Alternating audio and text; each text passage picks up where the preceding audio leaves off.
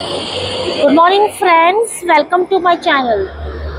आज सकाळी आपण साधारण 7 वाजता प्रवासाला सुरुवात केलेली आहे। आपण नाशिक हायवेवर आहोत आणि आज आपण जाणार आहोत महाराष्ट्रातील एक ज्योतिर्लिंग पाहायला।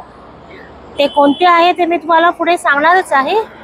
आता आपण ब्रेकफास्ट करायला थांबलो आहोत। दळवी दरबार असे हॉटेलचे नाव आहे। या रूटनी जाताना मी कायम इथेच थांबते आणि हो, ज्यांच्या इलेक्ट्रिक गाड्या आहेत त्यांच्यासाठी इथे चार्जिंग स्टेशन सुद्धा आहे। तर चला, आधी मी ब्रेकफास्ट करते आणि मग पुढच्या प्रवासात बोलते तुमच्याबरोबर। नाशिक हायवेवरून पुढे जात आपण घोटी मार्गे संभाजीनगरला जाणार आहोत।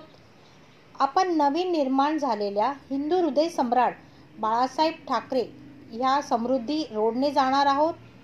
या रोडने प्रवास करून तुम्ही जलद गतीने जाऊन तुमचा वेळ वाचू शकता।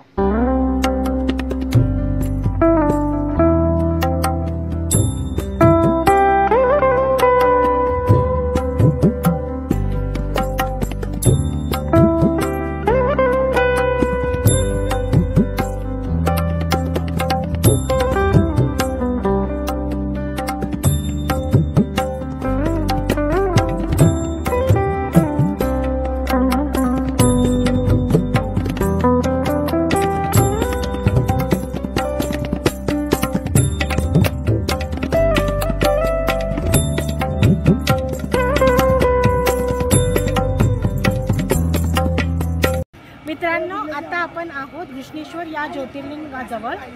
महाराष्ट्रात एकूण 4 ज्योतिर्लिंग आहेत: त्र्यंबकेश्वर, भीमाशंकर, परळी वैजनाथ आणि घृष्णेश्वर। घृष्णेश्वर ज्योतिर्लिंग हे संभाजीनगर जिल्ह्यामध्ये येते। संभाजीनगर जिल्ह्याचे आधीचे नाव औरंगाबाद होते। इथे पार्किंगची सोय आहे। कारची पार्किंग चार्जेस 50 रुपीज आहे। तर आता मी दर्शनाला चालले आहे। मंदिरामध्ये फोटोग्राफी व्हिडिओग्राफी अलाउड नाही आहे, तर मी आधी दर्शन घेऊन येते आणि मग बोलते तुमच्याबरोबर।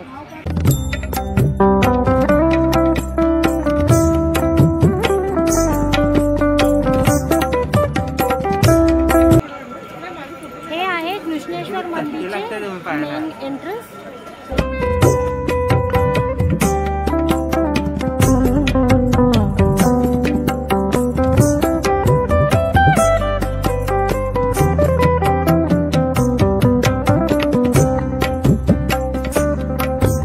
घृष्णेश्वर मंदिराचे दर्शन घेऊन आता आपण जाणार आहोत इथून अगदी 1 किलोमीटर अंतरावर असणाऱ्या एलोरा केव्ज एक्सप्लोर करायला।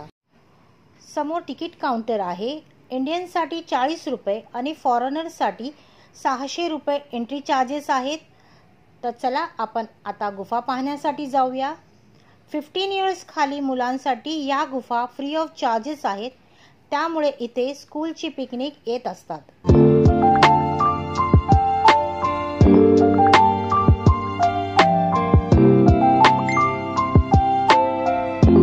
मित्रांनो, आता आपण आहोत एलोरा केव्ह जवळ। मी पहिल्यांदाच इकडे येते आहे। घृष्णेश्वर मंदिर पासून साधारण 500 मीटरवरती या केव्ज आहेत। या एकूण 34 केव्ज आहेत। 1 ते 11 या बुद्ध केव्ह आहेत आणि 12 ते 29 या हिंदू केव्ज आहेत आणि बाकीच्या या जैन केव्ज आहेत। आपण 16 नंबर केव्ह जवळ आहोत आणि ही आहे फेमस अशी कैलास मंदिर केव्ज। तर आता आपण ही एक्सप्लोर करूया। चला मग।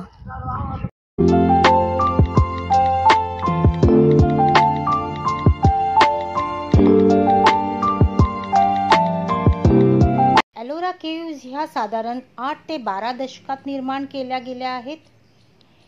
1983 मध्ये युनेस्को यांनी ह्या केव्जला वर्ल्ड हेरिटेज साईटचा दर्जा दिला आहे। या गुफांच्या प्रसिद्धीचा अंदाजा तुम्ही इथे लावू शकता की महाराष्ट्रातील या गुफांना पाहण्यासाठी एव्हरी डे इंडियन्सच नाही तर फॉरेनरही येतात। मित्रांनो, मनुष्य निर्मित आश्चर्याचं एक उत्तम उदाहरण म्हणजे हे कैलास मंदिर। आपण बघतो, जेव्हा कुठली गोष्ट स्कल्पचर करून किंवा कोरली जाते तेव्हा ती खालून वर अशी कोरली जाते, पण हे कैलाश मंदिर असं एक आहे की जे वरून खाली कोरलं गेलेलं आहे. हे मंदिर एक संपूर्ण एका दगडातलं आहे आणि ह्याच्यात कुठलीही माती सिमेंट वगैरे काही वापरलेली नाही आहे आणि ह्या मंदिराची उंची 90 फीट आहे.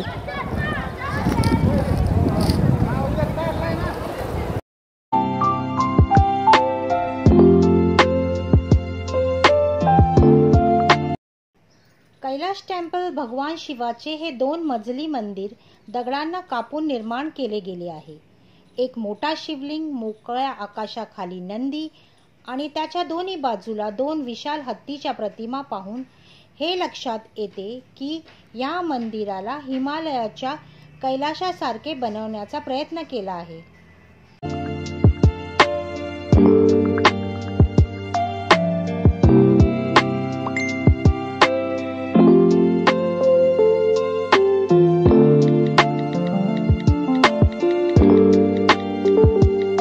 ही लेणी वरून खाली कोरलेली आहे. एकच दगड आहे. दंतीदुर्ग नावाचा राजा होता, त्यांना बनवलेली आहे. दुसऱ्याला श्रीकृष्णदेवराय. कारण याची जेवढी बी डिझाईन आहे ही सगळी साऊथसारखी आहे. जे साऊथचे राजा होते. 200 वर्ष लागलेली पूर्ण कामाला 7व्या-8व्या शतकात बनलेलं आहे. 16 खांब आहे. जुने लोक म्हणतात 16 खरी गोष्ट आहे. 16 खरी गोष्ट आहे. 16 खांबावर लेणं उभं आहे. इकडनं 4 आहे, इकडनं 4 आहे, इकडनं 4 आहे, इकडनं 4 आहे. हे मधले 4 खांब सोडून साईडचे जेवढे बी 12 खांब आहे नाही, जसं आपण घरात घट लावतो कळस आणि त्या कळसाला सजवतो, त्या कलाकारांनी यांना दगडात सजवलेलं आहे. आणि या दगडाचं नाव आहे बेसॉल्ट. हा सॉफ्ट लागतो. दुधाच्या सागरात हलवलं, या सापाची दोरीचं नाव वासुकी. त्याच्यातून अमृत निघलं, पण वेगळे विषसुद्धा निघलं. या हे देव आणि दानव आहे.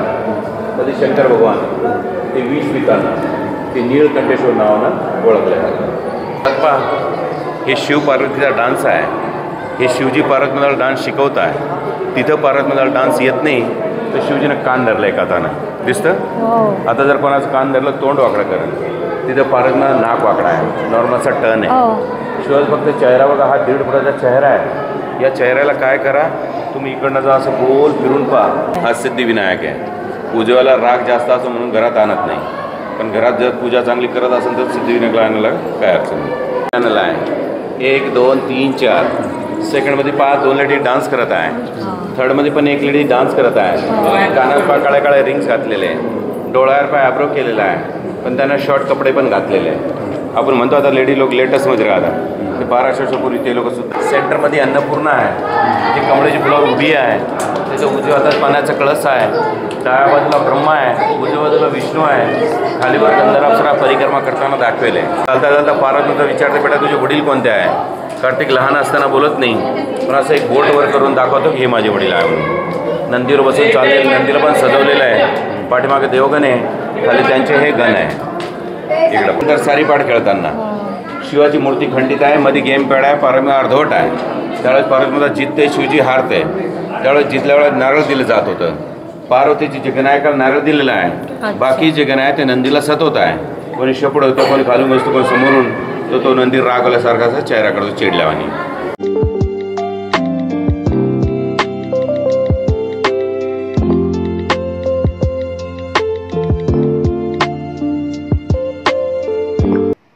कैलाश मंदिराला वरून पाहताना मंदिराचा आकार रथाप्रमाणे दिसतो. मंदिराच्या दोन्ही बाजूला 2 स्तंभ आहेत, ज्याला विजयस्तंभ व कीर्तिस्तंभ अशी नावे दिली गेली आहेत. मंदिराच्या एका बाजूला महाभारताच्या कथेच्या मूर्त्या आहेत, तर दुसऱ्या बाजूला रामायणाच्या मूर्त्या आहेत.